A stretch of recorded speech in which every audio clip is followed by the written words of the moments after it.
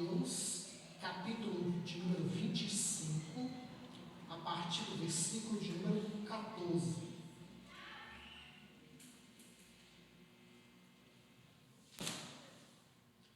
Mateus, capítulo 25, a partir do versículo de número 14, assim está escrito na palavra de Deus. Porque isto é também como um homem que, partindo para fora da terra, chamou os seus servos e entregou-lhe os seus bens. E a um deu 5 talentos, ao outro deu 2, e a outro deu 1, cada um segundo a sua capacidade. E ausentando-se logo para longe, e tendo ele partido, que recebera 5 talentos, negociou com eles e granjeou outros 5 talentos. Da mesma sorte, o que recebera 2, negociou também outros 2. Mas o que recebera 1 foi e cavou na terra e escondeu o dinheiro do seu senhor. Somente até aí. Feche seus olhos por mais um breve momento.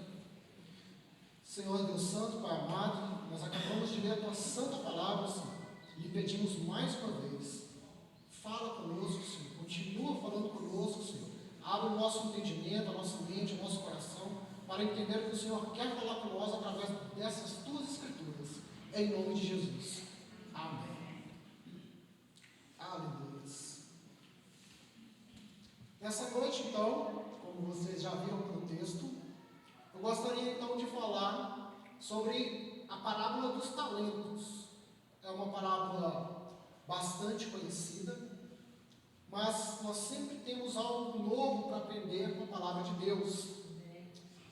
E para que nós possamos entender um pouco mais a respeito de uma parábola, algumas perguntas se tornam necessárias a se fazer. Primeiramente, por que Jesus contou essa parábola? Segundo, para quem ele contou ela? Terceiro, seria os elementos dessa parábola. E por fim, qual que seria então a lição que essa parábola traz? No Novo Testamento, nós vemos que Jesus, ele conta diversas parábolas, dependendo da contagem que você usa, porque existe algum tipo de discussão de quantas parábolas são, mas uma média bastante aceitável é que Jesus contou cerca de 40 parábolas. E o que seria uma parábola? Uma parábola era uma forma de ensino muito comum, usada pelos judeus, principalmente pelos mestres, pelos rabinos da época, onde o mestre ele se utilizava de uma ilustração que fosse comum ao seu ouvinte, usando elementos que fossem comuns, da vida cotidiana daquelas pessoas, e através daquela ilustração, o mestre ensinava uma verdade profunda, uma verdade complexa.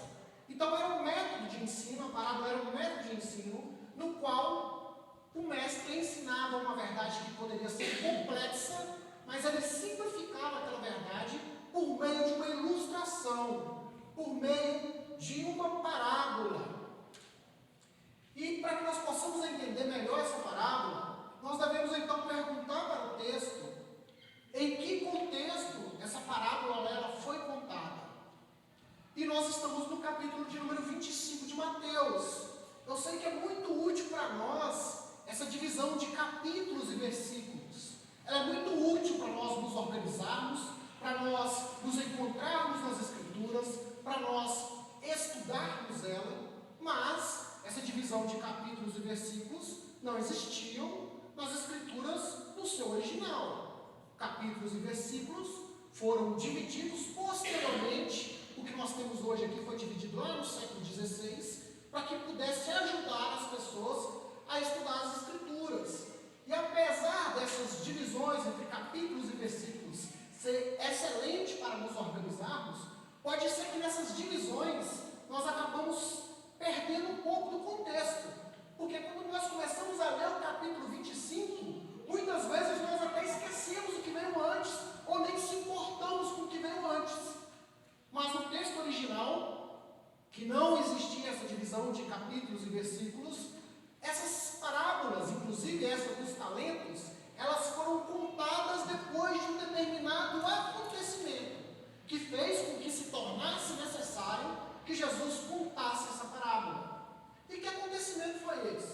lá no capítulo de número 24 de Mateus, a partir do versículo de número 1. Se nós voltarmos um pouco nas Escrituras, no capítulo 24, a partir do versículo 1, nós vemos ali que Jesus ele estava saindo do templo. Aqui, dentro desse contexto, Jesus estava na sua última semana em Jerusalém, antes da sua morte e ressurreição. Ele estaria então dentro daquele período que hoje nós conhecemos como Semana Santa, que começa no domingo de Ramos e se encerra no domingo de Páscoa. Então Jesus estava em Jerusalém, na sua última semana antes da sua morte e ressurreição. Ele entra no templo e, ao sair do templo, os discípulos então chamam a atenção de Jesus como aquele templo que estava ali era algo maravilhoso, como aquele templo era algo formoso e bonito.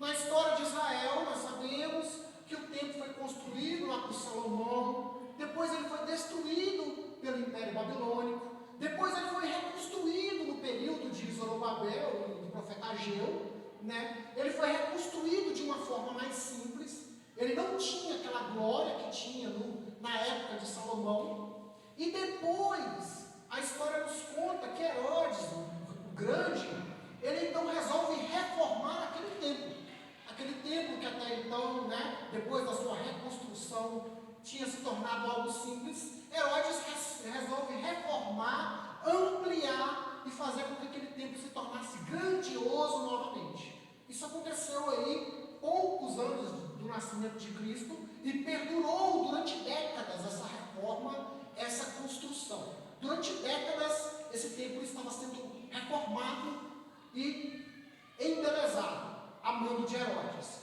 E os discípulos então mostram para Jesus, no capítulo 24, falam: Jesus, que templo bonito, que templo maravilhoso. Jesus então vira para aqueles discípulos, no capítulo de número 24, né, diz aí que passou um determinado tempo, né, porque diz que Jesus saiu do templo e eles mostraram para Jesus a estrutura daquele templo, e ele então diz que aquela estrutura que era tão bonita, que era tão formosa, ela não ficaria de pé, ela não permaneceria. Jesus disse que não sobraria pedra, não ficaria ali pedra sobre pedra que não fosse derrubado, versículo número 2 do capítulo 24 de Mateus. Depois desta fala de Jesus, no versículo 3 do capítulo 24 de Mateus, diz que Jesus se senta no Monte das Oliveiras, e então os discípulos agora, né, chegam até Jesus em particular e perguntam para Jesus: Jesus, quando essas coisas irão acontecer? Está no versículo número 3 do capítulo 24. Quando essas coisas irão acontecer? E que sinal haverá da tua vinda e do fim do mundo? Os discípulos então, eles entenderam que quando Jesus disse que o templo seria destruído, a destruição do templo estava relacionada à volta de Jesus e ao fim do mundo. E por isso eles perguntam que sinal iria acontecer, quando essas coisas iriam acontecer.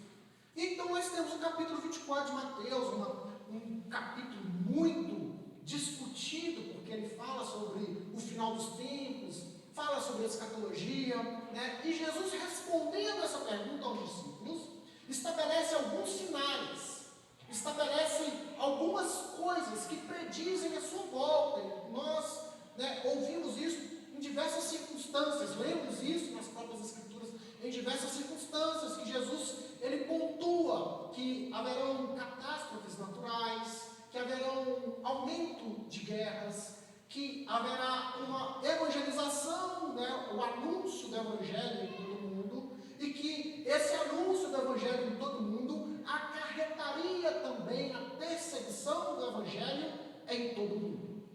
São alguns dos sinais que Jesus estabelece para a sua volta. É a resposta que Jesus dá aos seus discípulos.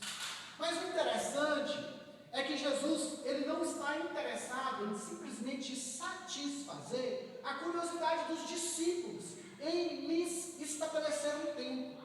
Jesus está muito mais preocupado ainda, e isso fica evidente no final do capítulo 24 e no capítulo 25 de Mateus. Jesus está mais preocupado ainda de como nós deveríamos esperar a volta de Jesus.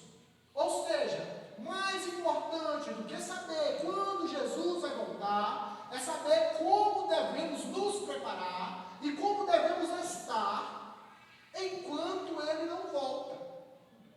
Ou seja, aquele conhecimento que eles estavam adquirindo a respeito da volta de Jesus precisaria se traduzir em uma ação. Todo conhecimento ele requer consigo uma mudança de atitude ou uma mudança de ação. Eu creio que todos vocês devem conhecer alguém que tem muito conhecimento, mas que na prática ele não exerce aquele conhecimento. E o que Jesus está querendo dizer aqui é justamente isso. Ok, eu vou responder a curiosidade de vocês, mas mais importante do que responder a curiosidade é manter vocês informados de como vocês devem estar enquanto eu não volto. E para isso, Jesus se utiliza de 7 parábolas. No final do capítulo 24 de Mateus, no início do capítulo 25, nós encontramos 7 parábolas, 7 ilustrações, onde Jesus adverte os seus discípulos de como eles deveriam aguardar o retorno de Jesus. E a parábola dos talentos se encontra dentro desse contexto. Então a parábola é contada para os discípulos e ela é contada para Jesus ensinar em como devemos estar preparados para a sua volta. Esse é o contexto dessa parábola. E é interessante nós percebermos que Jesus então ele começa a falar a respeito dessa parábola, a contar a respeito dessa parábola, e nós temos alguns elementos dentro dela. Nós temos aí 4 personagens nessa parábola. Nós temos um senhor e nós temos 3 servos. É o que a parábola diz. Se você puder voltar comigo, por gentileza, Mateus capítulo número 25. Eu gostaria de expor por um momento essas escrituras. Capítulo 25, a partir do versículo 14, que foi a leitura que nós iniciamos. Diz aí, Mateus 25, versículo 14, porque isto é também como um homem. O que isto é também? Ele está falando a respeito da sua volta. O reino dos céus é a sua volta. É semelhante a um homem que, partindo para fora da sua terra, chamou os seus servos e entregou-lhe os seus bens. Então, o que nós temos estabelecido 4 personagens: um senhor e 3 servos. E essa ilustração que Jesus usa diz que esse senhor pegou os seus bens, pegou os seus recursos e distribuiu a esses 3 servos. Se nós contabilizarmos os recursos que esse senhor tem disponível, nós encontramos ali 8 talentos, que ele dá 5 para um, 2 para o outro e 1 para o terceiro, totalizando a quantia de 8 talentos. Apesar da palavra talento, ela ser no nosso português sinônimo de um dom, sinônimo de uma habilidade especial de alguma coisa, dentro do contexto dessa ilustração, a princípio, o talento diz respeito a uma moeda da época. Alguns estudiosos apontam que talento poderia significar uma medida de peso, equivalente a 35 quilos. Um talento seria 35 quilos, e que, portanto, um talento aqui seria 35 quilos de um material precioso que é utilizado como moeda de troca. Possivelmente prata, possivelmente ouro, algum metal que era usado como moeda corrente da época. E, apesar de ser muito difícil determinar esses valores, a gente vê muitos comentários fazendo esse esforço, eu acho que a maneira melhor da gente pensar é que era uma quantia elevada, era uma quantia alta. O comentário A Esperança, por exemplo, é um comentário muito utilizado, muito conceituado dentro do meio protestante, indica que um talento equivaleria a um ano de trabalho de um trabalhador comum da época. Então imagine, um ano de trabalho tinha então o equivalente a 8 anos de trabalho. Os recursos que aquele senhor tinha eram 8 anos de trabalho. E ele reparte aqueles recursos financeiros com os seus servos. Por aqui nós vemos que aquele senhor, ele possui uma confiança em seus servos. Porque eles não são servos no sentido de escravos, nesse sentido mais atual dessa palavra, como alguém que serve numa função de escravo. Porque se formos perceber dentro desse contexto, esse Senhor está tratando esses seus servos quase que como sócios, porque eles lhe confiam uma quantia muito alta de dinheiro que você não confiaria a alguém do qual você não tem nenhum tipo de confiança. E é interessante nós percebermos no versículo de número 15, Mateus capítulo 25, versículo de número 15, ele estabelece um meio pelo qual ele reparte esse dinheiro que ele tem. Olha o que diz, versículo 15: a um deu 5 talentos, a outro deu 2 e a outro deu 1. E qual foi o meio pelo qual ele fez essa divisão? É o que está aí: a cada um segundo a sua capacidade. Então observe que a divisão daqueles recursos financeiros era conforme a capacidade que cada servo tinha de administrar aquela quantia. O Senhor conhecia aqueles servos, conhecia a capacidade deles e, portanto, dividiu a cada um conforme a sua própria capacidade. Certa vez, eu fiz uma encomenda de tijolos e chegaram 100 tijolos na porta da minha casa. 100 tijolos parece pouco, mas quando você vê eles, você carregar eles é muito. Aí estava eu, minha esposa e minhas 2 filhas. Eu disse, gente, mas é pobre, vou pôr esse tijolo para dentro aí no braço. O que vocês acham que eu fiz? Vocês acham que eu dividi o número de tijolos para cada um carregar de igualdade? Cada um carrega 2, cada um carrega 3, cada um carrega 4? Não. Eu fiz a divisão do carregamento daqueles tijolos conforme a capacidade de cada um. Minha filha pequenininha, eu tinha comprado aqueles tijolos que vem metade, né? Que vem cortado já no meio. A pequenininha carregava meio tijolo, meio estabanadinha, corria com risco de cair no meio do caminho, meio tijolo, me corre. A maiorzinha, um tijolo. Minha esposa, 3, 4, né? E o burro de carga, 6, 8, 10, você deixa a carga no meio do caminho, não serve de nada, né? Então, eu lhe pergunto, eu fui injusto nessa divisão? Não, porque eu dividi conforme a capacidade de cada um. Porque a que tinha a capacidade de carregar meio tijolo, eu lhe dei meio tijolo. A que tinha a capacidade de carregar 1, lhe dei 1. A 2, 2. Mas talvez, dentro dessa parábola, talvez aquele servo que recebeu 1, e aqui eu começo um exercício de imaginação, porque a Bíblia não fala, eu estou tomando essa liberdade de imaginar, de conjecturar, uma palavra mais bonita, mas significa a mesma coisa, né? Talvez aquele que recebeu 1 talento pensou, mas por que só 1? Os outros, tem um ali que ganhou 5. Por que eu ganhei só 1? Será que é? Será que eu sou mais burro que os outros? Será que eu não... Talvez ele tenha se sentido menosprezado pelo fato de ter ganhado 1 e do outro ter ganhado 5. Mas o Senhor distribuiu cada um conforme a sua capacidade. Essa parábola é muito fácil de ser entendida, porque o Senhor claramente aqui está representando Jesus. O Senhor está claramente representando o nosso Senhor, que é Jesus Cristo. Os servos está claramente representando nós, seus discípulos, seus seguidores. E tomando esse exemplo, tomando essa comparação, que é o que Jesus faz aqui por meio dessa parábola, algumas pessoas recebem de Deus uma quantidade menor.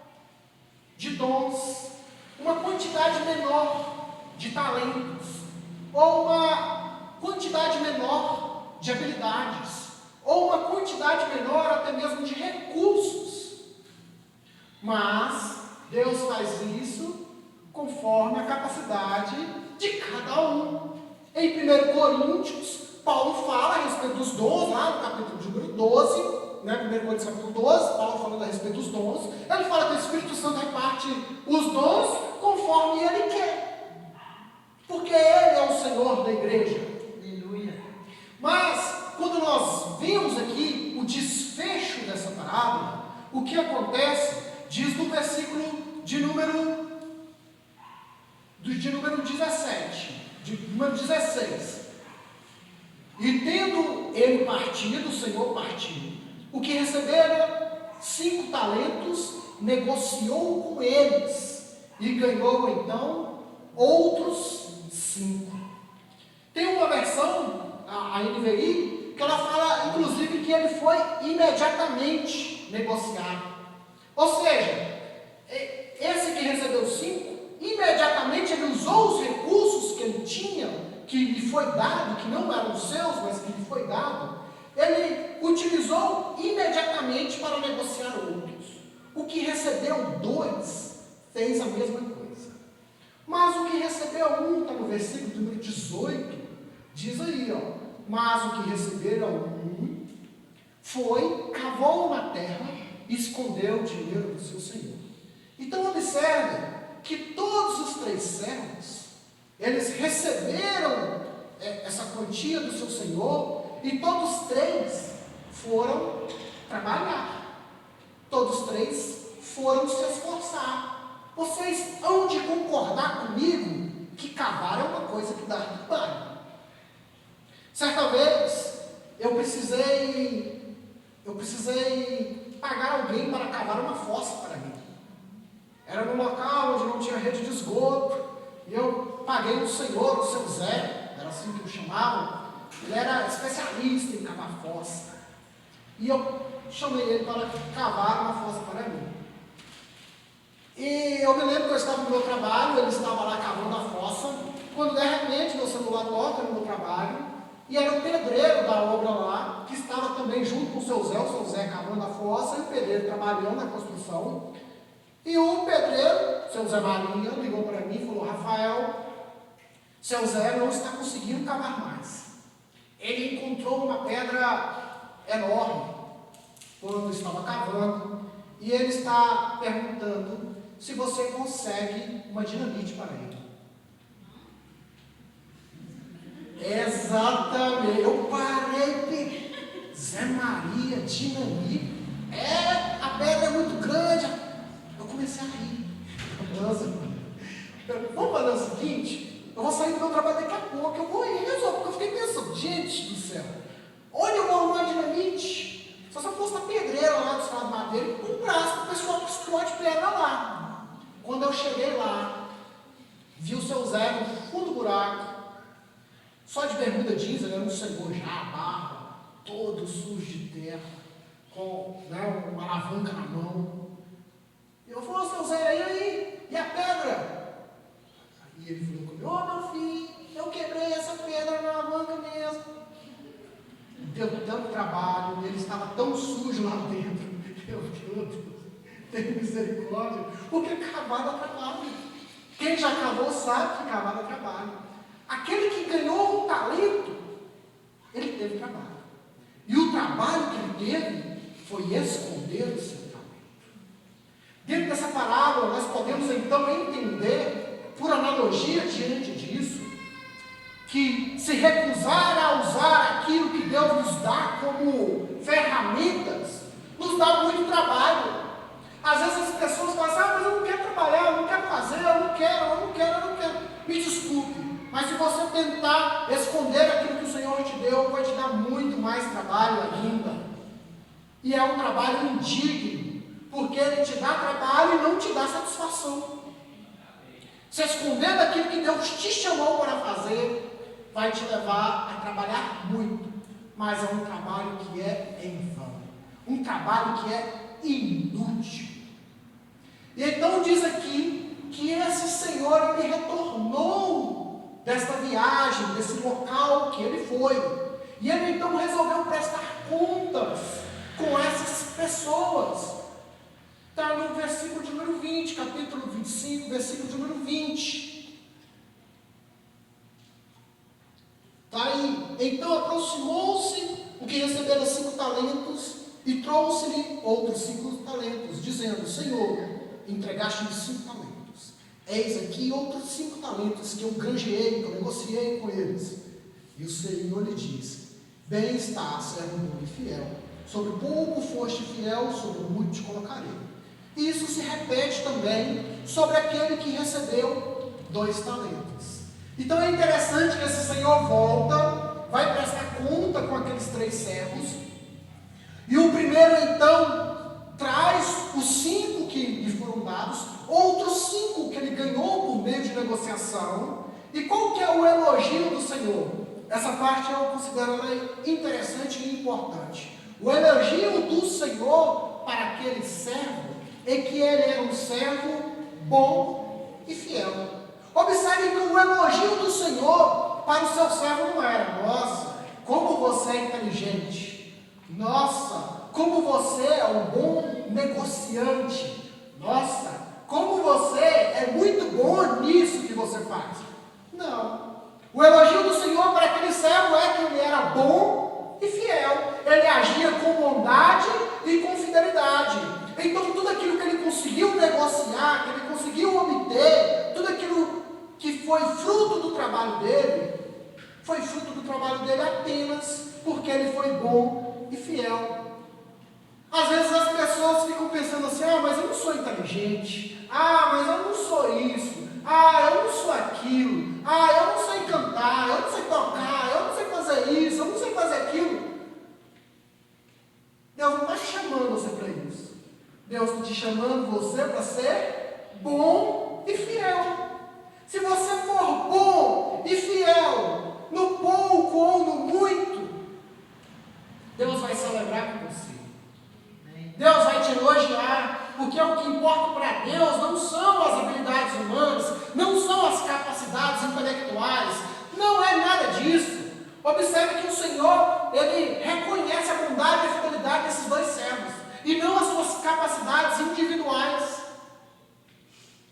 E então chega o terceiro, aquele que recebeu só 1. E qual é a resposta dele? Está no versículo de número 24, capítulo 25, versículo 24. E atemorizado, com medo, 24, mas chegando também o que recebera 1 talento, disse: Senhor, eu sabia que és um homem duro, que ceifas onde não semeastes, e ajunta onde não espalhastes. E com medo, atemorizado, escondi na terra o teu talento, e aqui tens o teu. Então observe que aquele que tinha 1 talento, que trabalhou muito para esconder ele, a desculpa que ele tinha é que o seu senhor era um homem mau. Ele tinha chegado à conclusão: olha, você, meu senhor, é um homem mau, e eu morri de medo. Por conta disso, eu preferi esconder aquilo que você me deu. E então o Senhor diz para aquele homem, versículo 26, respondendo, porém, o seu senhor disse: mau e negligente. Observe, é o oposto de bom e fiel. Mau e negligente, servo. Sabias que ceifo onde não semeei, ajunto onde não espalhei? Devias então ter dado meu dinheiro aos banqueiros, e quando eu viesse, receberia o meu com juros. Então observe que o servo, ele quis se desculpar, ele quis se justificar, ele quis encontrar uma maneira diante daquele senhor de justificar aquilo que ele fez, que foi esconder aqueles recursos que ele havia recebido para negociar. Ele queria uma desculpa. E observe que o Senhor então responde para ele: ok, já que essa é a sua desculpa, já que você me considera mal, já que você me considera uma pessoa ruim, era aí que você deveria ter trabalhado mais.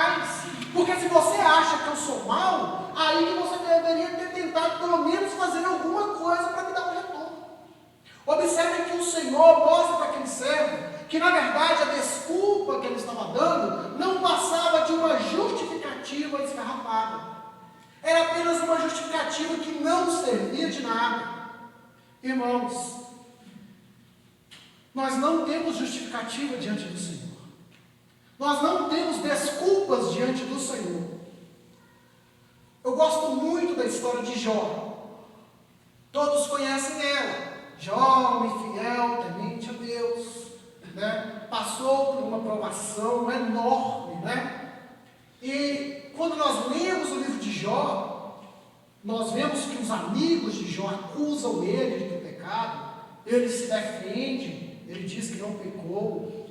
E chega um momento na história de Jó, que Jó começa a falar assim: olha, se Deus aparecer aqui agora, eu vou conversar com ele, eu vou mostrar para ele, eu quero aparecer diante do tribunal de Deus, porque eu vou provar que eu não fiz nada de errado. Já tinha feito alguma coisa de errado? Não, dentro do texto bíblico ele era temente fiel ao Senhor. Era isso que ele era.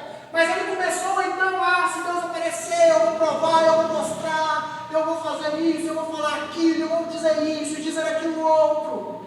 E de repente, se você ver lá na história de Jó, capítulo 38, aquilo que Jó desejava, que era se apresentar diante de Deus, realmente acontece. Capítulo 38 de Jó, Deus aparece a Jó no redemoinho. E é como se ele dissesse: ô Jó, cheguei, estou aqui.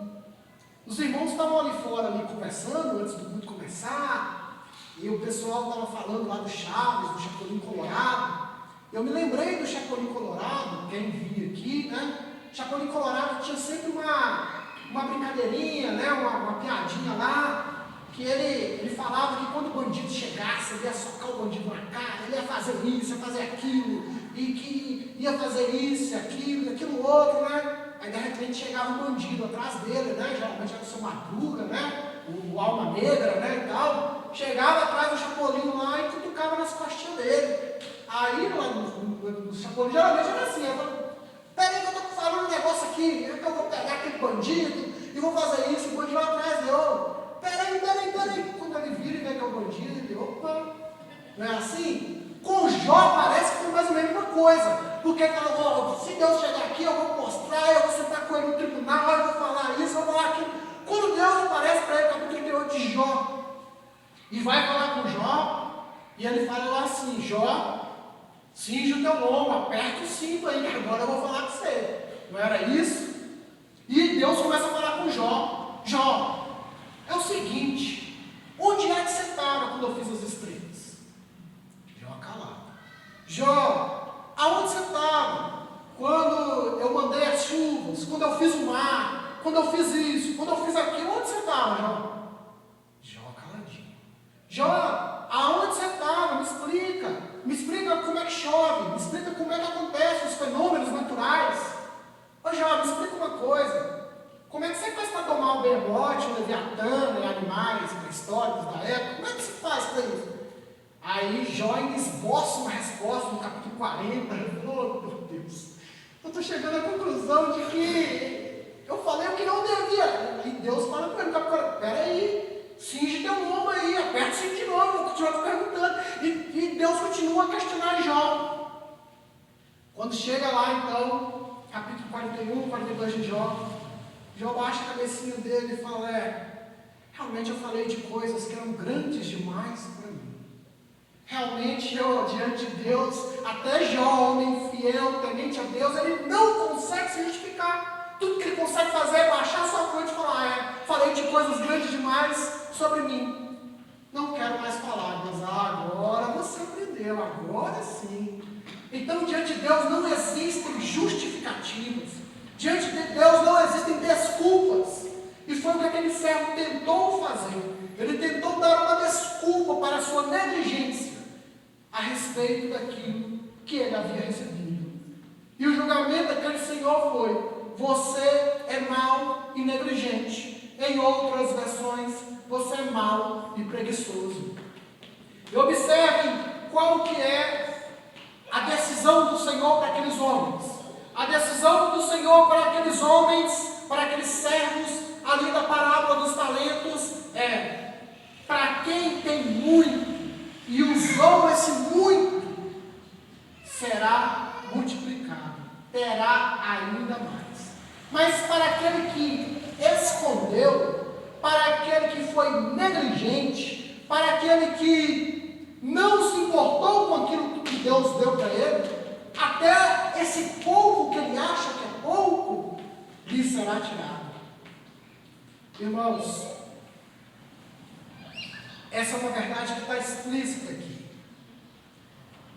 deu algo.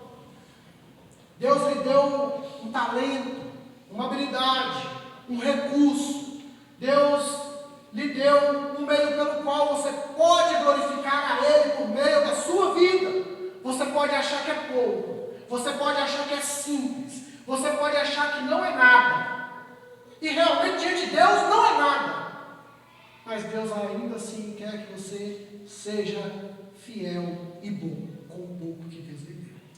Porque se você negligenciar aquilo que Deus está te dando, até esse pouco que você acha pouco, pode ser tirado. Até esse pouco que você acha que ainda é muito pequenininho e que você merecia muito mais, pode lhe ser tirado. Mas se com esse pouco você foi encontrado como alguém que é bom e fiel diante de Deus, se com esse pouco você estiver disposto a trabalhar, a esperar a volta do Senhor como alguém que trabalha, esse pouco será acrescentado. E a promessa do Senhor na parábola é: fostes fiel no pouco, sobre o muito te colocarei. É o que ele diz, inclusive, para aquele que recebeu 5. Ou seja, aquele que recebeu muito. Está no versículo de número 21, capítulo 25, 21. E o Senhor disse: bem está, servo bom e fiel. Sobre pouco foste fiel, sobre muito te colocarei. Então até mesmo aquele que ganhou os 5, que parecia ser muito, o Senhor diz: ó, isso daí que você foi fiel, ainda é pouco, se comparado àquilo que Deus pode acrescentar nele. Se você for fiel no pouco que Deus lhe dá, é uma promessa, Ele te colocará sobre aquilo que é muito. Ele acrescentará. E talvez você pense assim: então eu vou acrescentar para mim ficar mais rico, para mim ficar de boa na lagoa. Não, vai te acrescentar mais para que você possa ser mais útil ainda no reino dele. Esses que ganhou mais, eles ganham mais para poderem granjearem mais, para poderem trabalhar mais. E o que nós então aprendemos com essa parábola? Aqui, nós aprendemos primeiramente que enquanto Jesus não volta, nós que somos os seus servos, devemos esperar a volta do nosso Senhor trabalhando.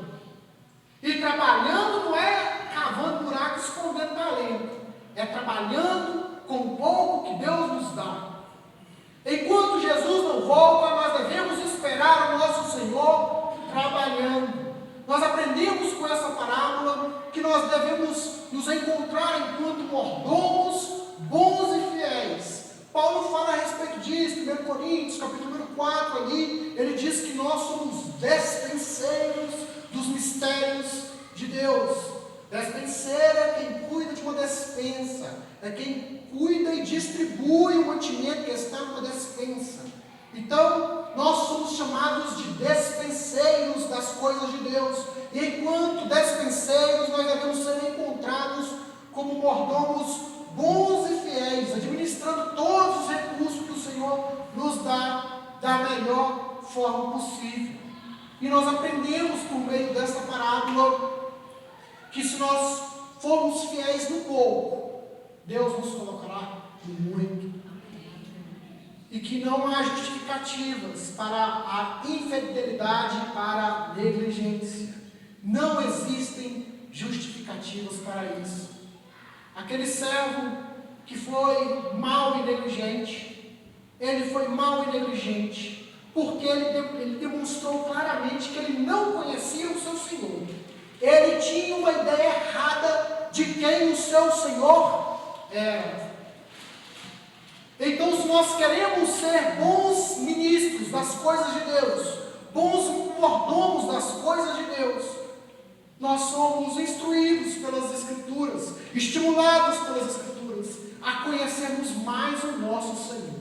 Porque se nós o conhecermos cada vez mais, nós poderemos trabalhar com Ele, para Ele e com Ele, com mais fidelidade, porque nós conhecemos aquele a qual nós servimos.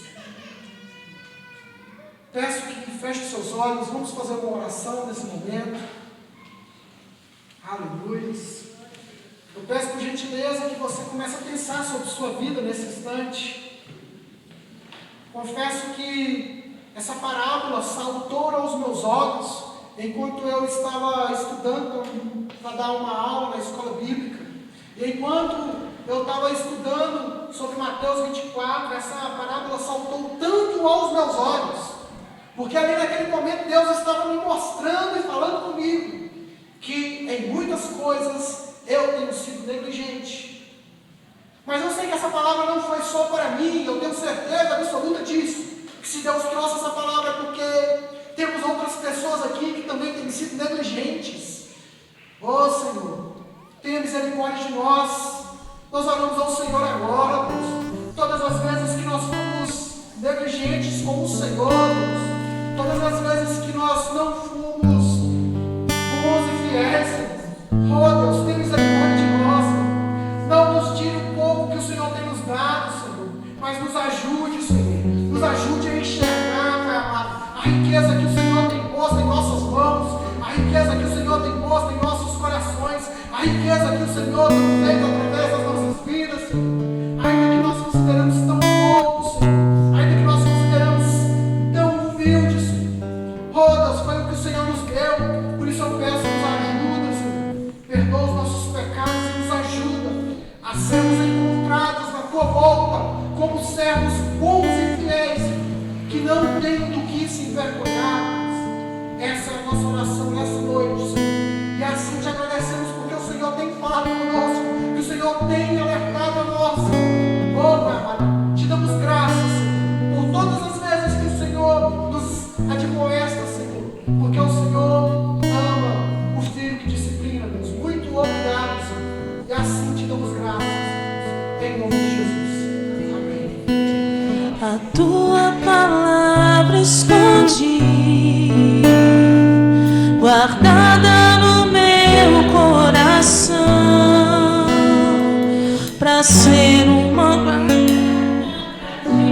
Senhor, a Tua palavra escondi, minhas vestes no sangue lavei e das Tuas águas bebi, para ser uma oferta agradável a Ti, minha vida a Ti consagrei.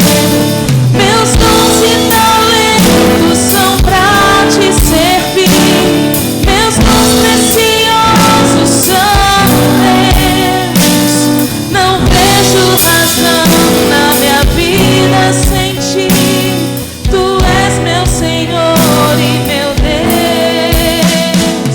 Assim como o fogo refina o ouro, vem Tua obra em mim completa, até que o mundo possa ver Tua glória em meu rosto brilhar.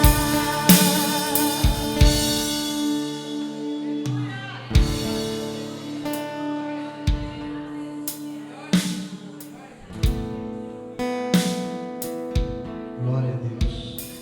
Uma palavra tremenda, uma palavra que chegou no tempo profundo, porque essa igreja é muito talentosa. O Senhor distribuiu talentos aqui para todos. E o Senhor aqui nos ensina, né?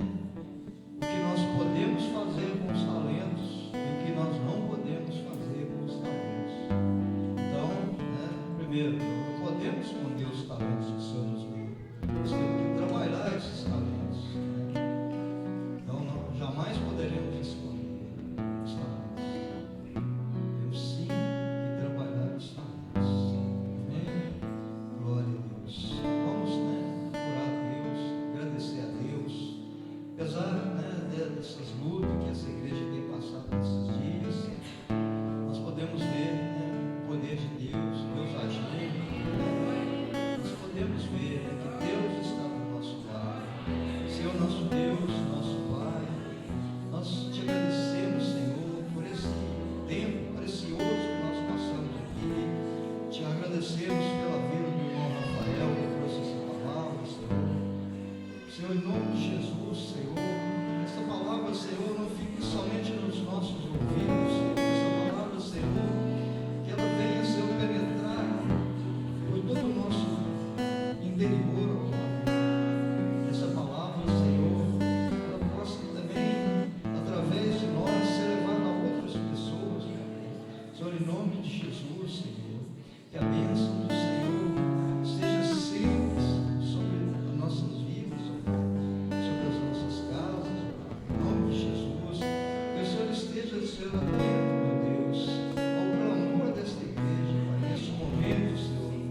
momento que essa igreja está passando, que o Senhor esteja vendo, Senhor, por amor dessa igreja, Pai.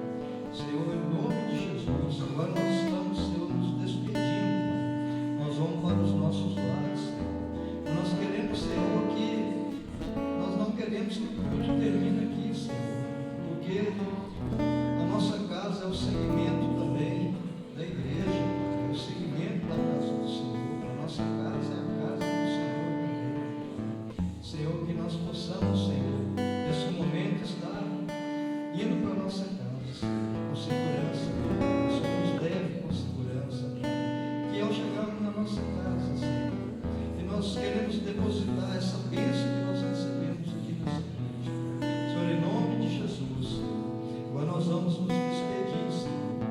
Que o Senhor te abençoe e te guarde. Que o Senhor faça resplandecer o seu rosto sobre ti e tenha misericórdia de ti.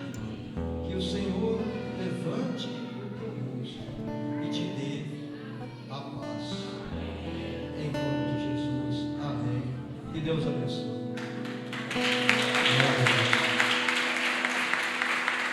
Meus 12